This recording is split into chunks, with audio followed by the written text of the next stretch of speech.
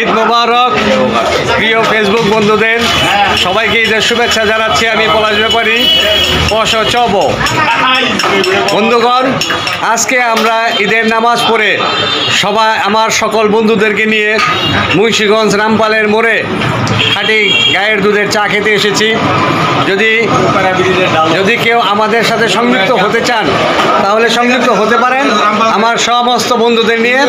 এই যে স্বপন ভাই চা খাচ্ছে 4 কাপ, এই যে রতন ভাই, আমির ভাই, বাবু, আমান, সেলেম সেলেম সেলেম 4 কাপ। আমরা গায়ের দুধের চা খেতে এসেছি রামপাল মোচরে। আমরা এই দোকানটাতে সবসময় চা খাই।